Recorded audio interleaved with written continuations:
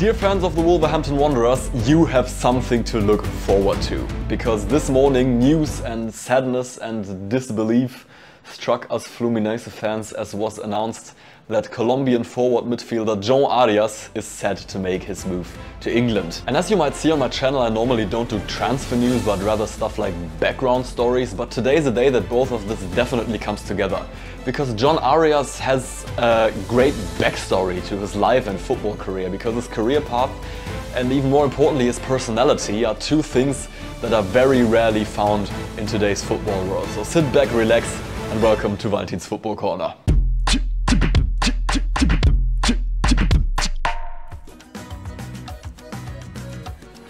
Jhon Arias is not your classical academy player. His career started very late for today's terms.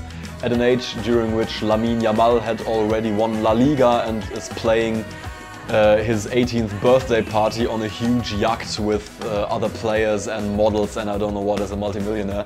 Jhon Arias was doing kind of more normal stuff. He played at a small academy in Mexico, doing first football steps, but leaving Mexico without ever doing his professional debut there. He left the Sinaloa Academy still as a young player and went back to Colombia, where he made his professional debut not before the age of 21. And it was in the second Colombian division for the club Llaneros. So nothing at this point pointed to him having a world career, let alone playing in one of the top 5 leagues at some point.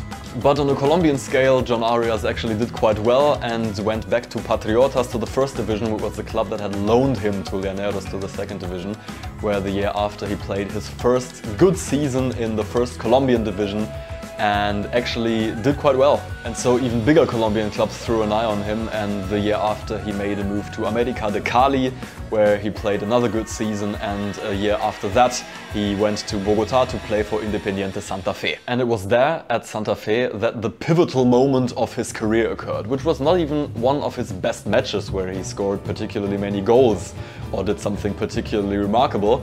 It was rather the club they were playing against that was pivotal, because in the Copa Libertadores Santa Fe played 2 games in the group stage against Fluminense. And this Fluminense actually threw themselves an eye on Jhon Arias because he drew their attention through his performances in those 2 games. And so Fluminense, halfway through the season in 2021, contracted Jhon Arias at the time for a price of 3 million reais, which was at the time about 600,000 euros. Yes, the market value of your average League One player. So Jhon Arias made his debut in the Brazilian league on 31st of August in 2021 for Fluminense, and a few days after, in the match against Juventude, he even scored his first goal, so everything was going well. But then Jhon Arias received devastating news from Colombia. His beloved grandmother had died, and his grandmother had been, you know, one of the main references in his life until then. He had grown up with her, spent most of his life and his years with her until then.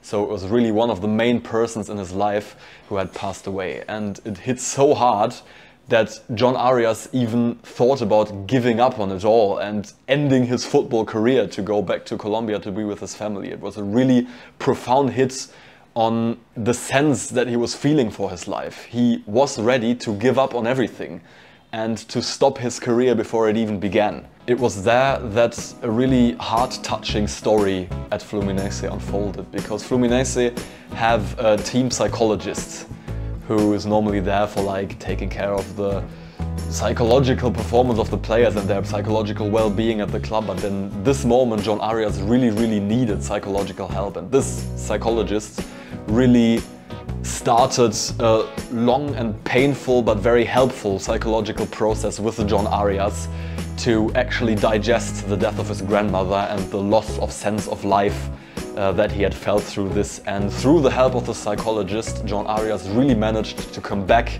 to regain a feeling for why he was doing all of that, and that he regained the strength in life and to carry on with his football career. Boy, was it worth it. But before we go on, please consider subscribing. I'd be so eternally grateful, because I just want to share this immense beauty that this continent of South America has to offer in terms of football. Hit the subscribe button, hit the bell to not miss out on anything on Valentin's Football Corner. The year that Jhon Arias' career really took on the big stage was certainly 2023, and this through a title that for us Fluminense fans will be forever in our hearts, and through this Jhon Arias will be forever in our hearts, the Copa Libertadores of 2023 that resolved a long year trauma of Fluminense. It was really a profound, deep and crazy history of football that I have made a video about that you can watch if you click here on the info box, where I will put this video that I have done on the crazy Fluminense 2023 Libertadores season. And Jhon Arias was in the middle of all of this. He was an absolute pillar of the team.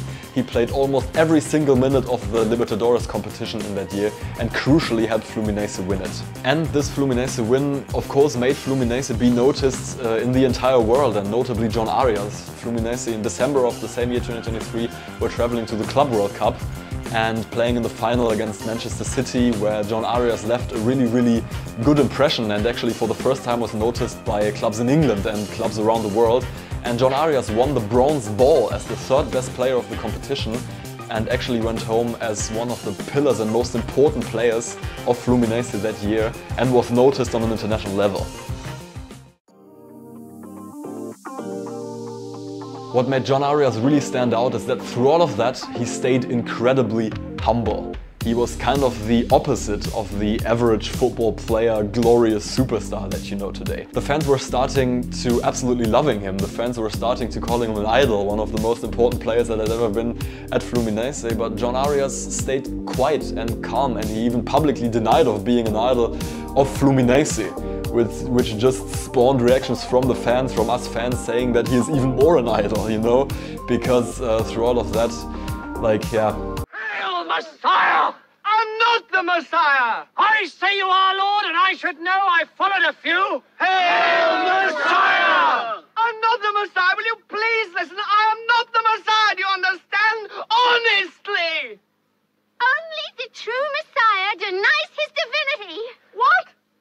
Well, what sort of chance does that give me? All right, I am the Messiah! He is! He is the Messiah! And the wild thing is that Jhon Arias would go on to confirm this image of him as the humble, hard-working, honest player that would give everything for the club no matter what. Because in no other year than 2024 could this have become more evident. Because after the absolutely glamorous year of 2023, Fluminense made a complete turn for the worse and were going into one of the worst crises they had ever imagined. They were close to being relegated and fought the entire season against relegation, 1 year after having won the Libertadores.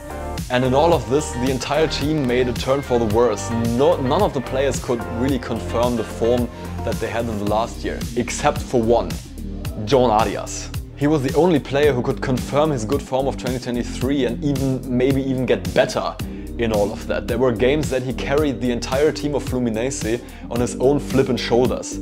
And he was one of the most hard-working players, not even for Fluminense, but in the entire world. There's wild statistics from 2024 that he is the player in the world that played the second most minutes of football on the entire planet.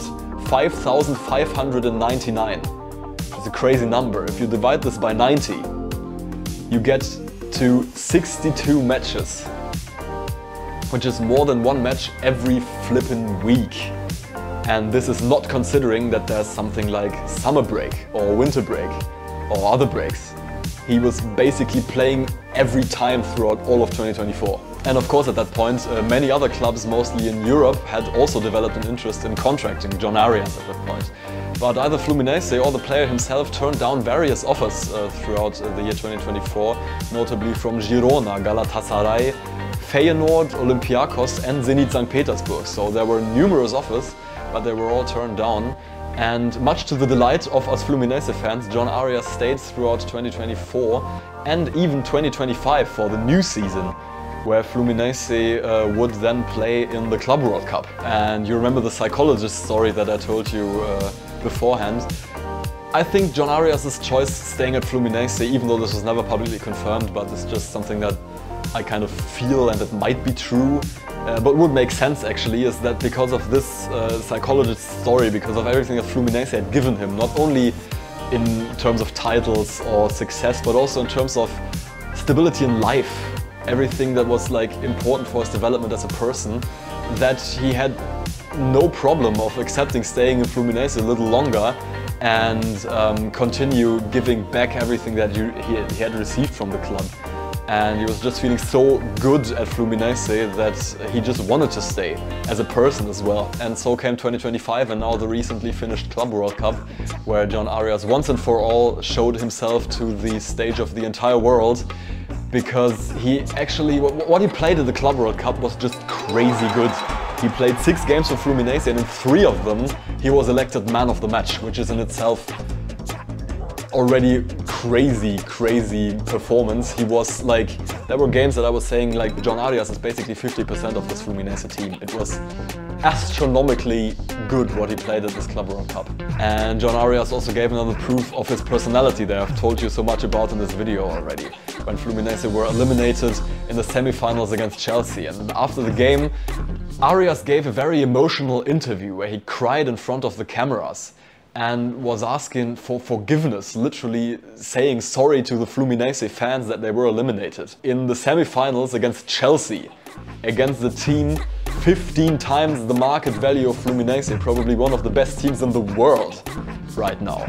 And Jhon Arias was the player, the undoubted player of the entire tournament for Fluminense that season, maybe even one of the best players in the entire tournament overall. And he was standing there in front of the cameras, crying and asking for forgiveness towards the fans for being eliminated.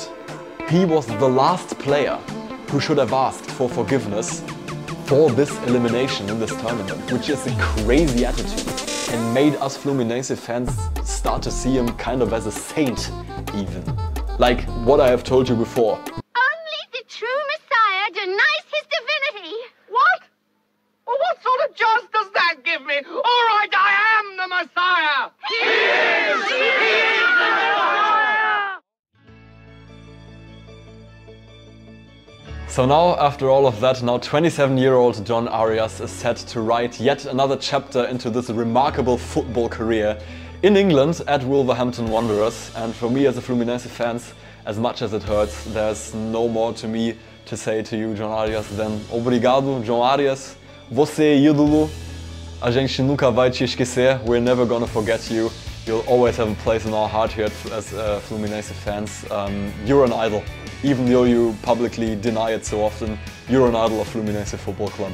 All the best in England, and dear Wolverhampton Wanderers fans, I hope that I could give you an understanding of why you should look forward to this player, because he's not only a very talented footballer, but also an incredible personality, one that should give you very much joy in the future that he's playing at your club. And yeah, take care of him and give him some nice moments.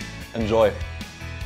And if you want to know more about Fluminense right now, and especially how they won the Libertadores in 2023, in which I consider to be one of the most epic and most incredible football seasons of all time, make sure to watch my video that I did about this as well. And of course, subscribe to Valentin's Football Corner to not miss out on any of the beauty that the football continent South America has to offer.